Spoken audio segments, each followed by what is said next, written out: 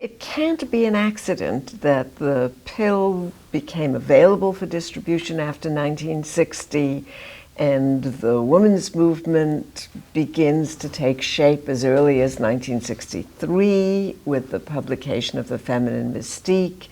And by 1965, 66, we have a full-fledged women's movement on our hands. Isn't there some relationship between that and the pill? Of course, there was a great relationship between the women's movement and the pill. In fact, in the early 20th century, Margaret Sanger, when she first initiated the birth control movement and was in partnership with many feminists, but one in particular, a woman by the name of Catherine McCormick, the two of them, as early as the 19-teens, had in their mind a birth control pill. And it wasn't until the 1950s that those two feminists teamed up, and through a very elaborate and important process of gaining allies and researchers who were physicians and scientists, they were the ones who actually made the pill happen through funding, through their political work, through their scientific efforts. And they knew that the pill was fundamental to the liberation of women. But the mainstream press and most doctors and pundits at the time said this is a great boon to healthy and happy and prosperous families. Women knew otherwise. Now, if it hadn't been for the women's movement, then the birth control pill really would have just been one more contraceptive innovation.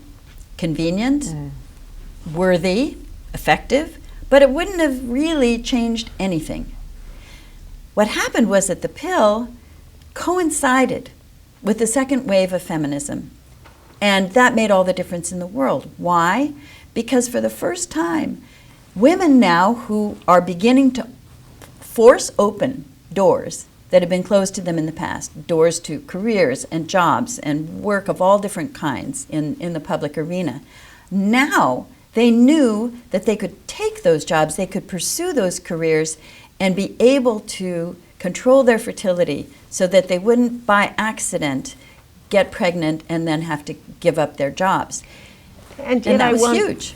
But I want to challenge you a little bit and to say that not only did they know, and therefore they were inspired to invest more, perhaps in their own educations and think about careers, but employers also knew that women could control their own fertility. So they didn't have to be quite as afraid that a woman would get pregnant after a year or 6 months and therefore waste her training.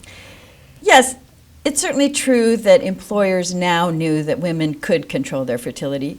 At the same time, well into the 1970s and even beyond, a lot of employers nonetheless assumed that if a woman married, that she was likely to have to give up her job either because her husband moved somewhere or because she wanted to have children and would drop out of the paid labor force, regardless of whether the pill was available. Right. And so on one level, yes, an employer would understand that a woman could postpone or prevent pregnancy, but they still assumed that at some point women were likely to have babies, and instead of thinking, well, we need to provide child care and other supports and family leave and pregnancy leave and all of those things, instead of that, they're saying we better not hire women. We'd better not.